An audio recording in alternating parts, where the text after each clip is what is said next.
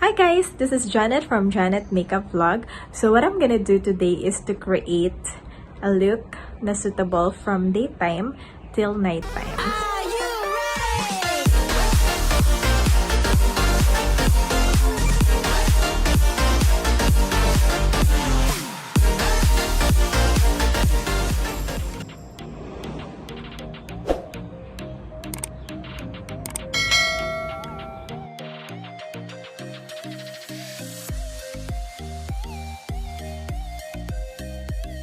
Ayan guys, primer pa lang ang nilagay ko, and ito yung product na nilagay ko muna sa mukha ko. Then guys, make sure lang na bago kayo mag-prep and prime, maglagay ng kahit na ano, na most especially yung primer. Linisan nyo muna yung face nyo, maglagay muna kayo ng moisturizer. Toner is also very important para i-tone na yung skin natin. And also, huwag nyong kakalimutan na mag-wash ng hands para yung mga kung anumang virus or bacteria na meron sa kamay nyo, at least diba safe. And guys, I will use a different shade foundation, not the usual one na ginagamit ko, yung blue. Gagamit ako nito kasi ito mas matte siya, so mas matagal siya sa skin mo, and because meron akong combination ng oily to dry skin, so suitable pa rin siya sa akin. Ayan.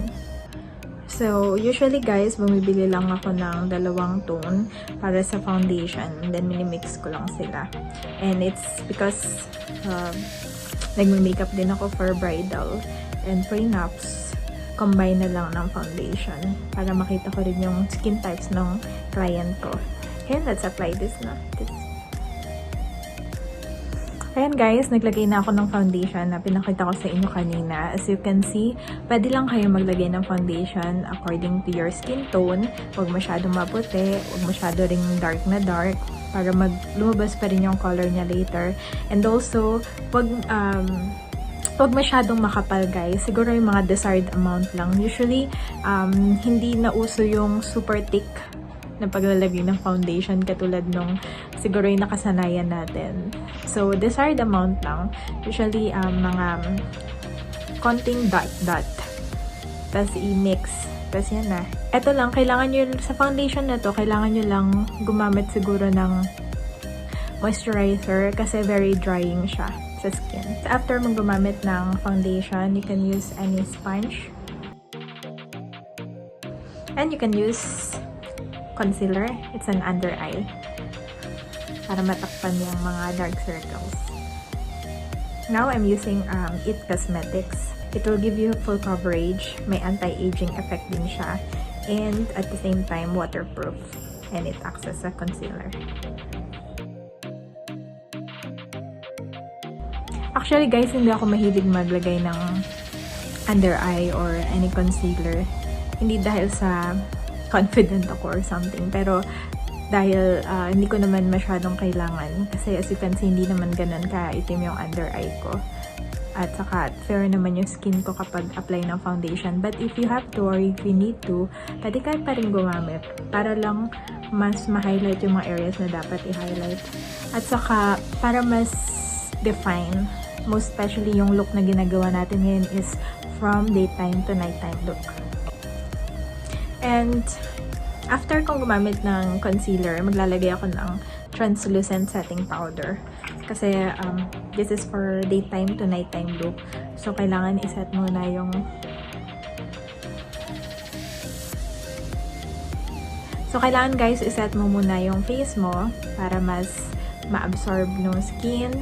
Then, para hindi rin siya mabilis mag-oily or mas mag-cakey. Yan. Para pagdating ng gabi, mukha pa rin siyang fresh. Gumagamit ako ng Zoeva brush number 106 for the translucent setting powder.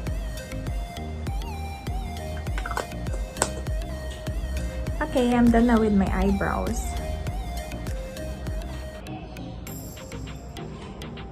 I forgot to tell you guys to prep your lips first para later moisturize siya paglagay niyo ng lipstick. Now we'll proceed to our eyes. So some of you guys will use eye primer, but not necessarily all of you will use it. To me, usually hindi rin ako gumagamit ng eye primer. Pero para sa mga bride ko, kailangan ko silang lagyan ng eye primer. So para sa akin, okay lang din na meron, okay lang din na wala. But for now, let's just try to use this from Sephora again.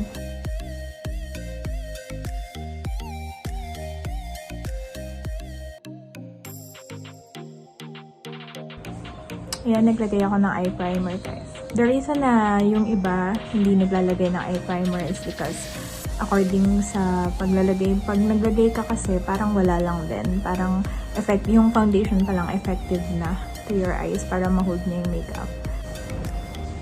So today, I will use this Sephora palette, the Intense Coffee Work Collection.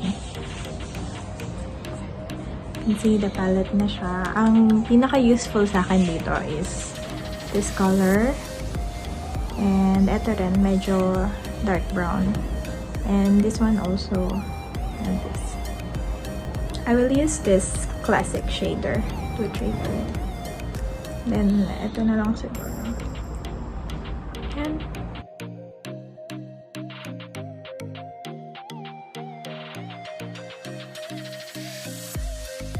And after that,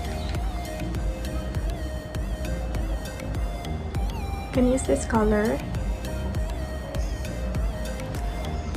para sa crease, no?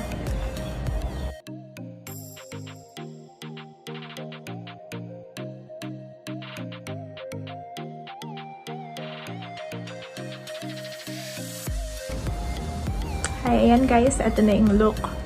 Yung color niya is very strong and very pigmented siya. And then the second one, I will use this color, guys.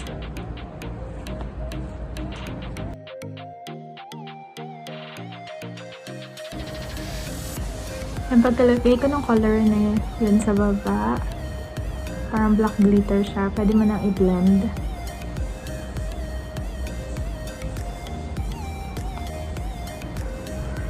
And guys, pagka-blend mo, gamit ka lang ng color na ito, coat, para medyo mag-bright. And then sa lower lash line, para maging, okay, you can just use this crease brush. Oh, sorry, smudge brush.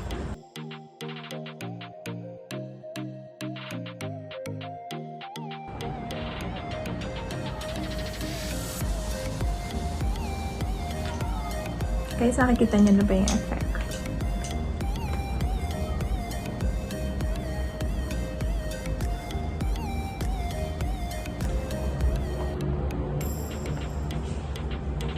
And then you can use this crayon gel.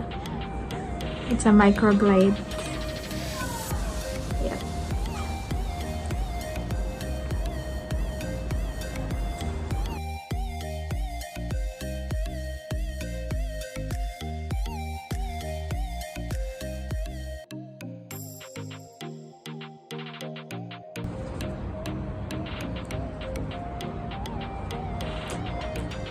So, ayan guys, using my micro glider from Sephora, na-apply ko na.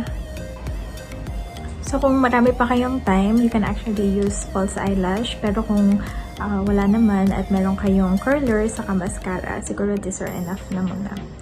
This curler has been with me for 3 years na from Show Your Move On. It's really one of the best brand out there. And hindi rin siya mabilis ma-spoil. So, meron siyang two rubber na ibibigay sa iyo. So once hindi siya replaceable, once na spoil na yung rubber and it's time for you to change the whole thing. Sa market nasa $30 each siya. And sa mga previous vlog ko, this is one of my favorite big bad gal. To complete our eye makeup look, I'm gonna put on my curler and my mascara. And this is my complete eye makeup look.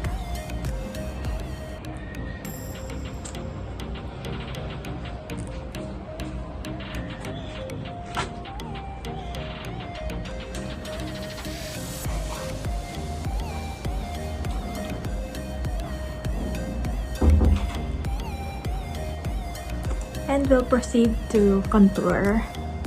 So a lot of you na nakapanood ng vlog ko from my first vlog, favorite kong yung bronzer na gawing contour. So let's see. Helpful naman siya kasi darker siya sa skin tone ko.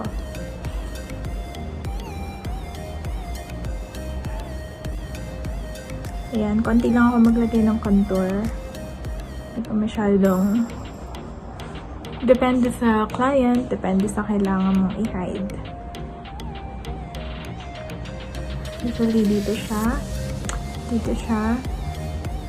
and dito siya. Sa area na to.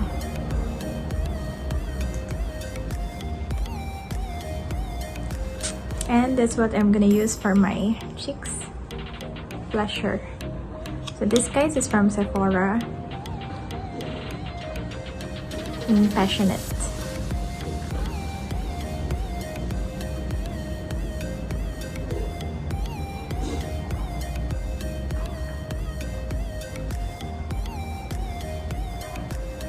When I was young, ganito ako maglagay ng blusher. Sino nakaka-relate? And nung natuto ko mag-makeup, kailangan pala ganyan. Dump-dump lang guys. Huwag masyadong scrub.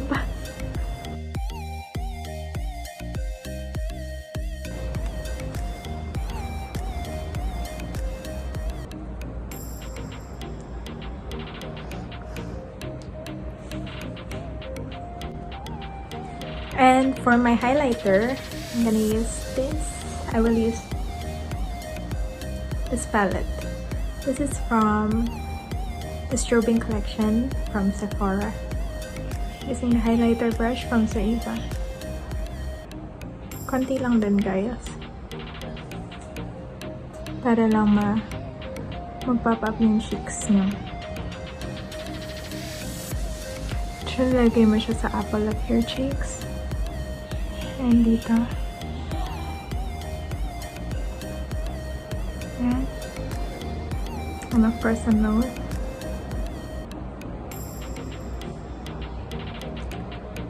Into your lip line. And mag-highlight. Guys. So, ang highlighter, guys, again, sa apple of your cheeks. A nose line, lip line. Sa baba. At okay, make it.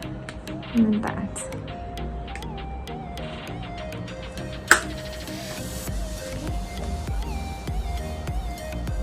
And for my lips, I will use this Stila na brand. The shade is Patina.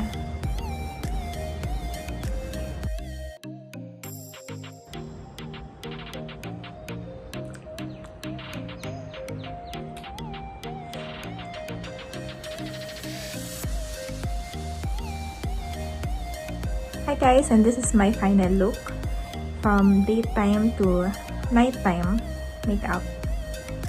If you don't like my lipstick, you can actually just change it. I'm not really quite sure either. I just feel that it's quite different from what I usually or normally wear. And as you can see, pag naglagay ka ng highlighters on top of your lips, para ka na rin naglagay ng lip liner and pop up your lips. Yan. Thank you guys. I hope that you like my video. Please like and subscribe at Janet Makeup Vlog. Thank you.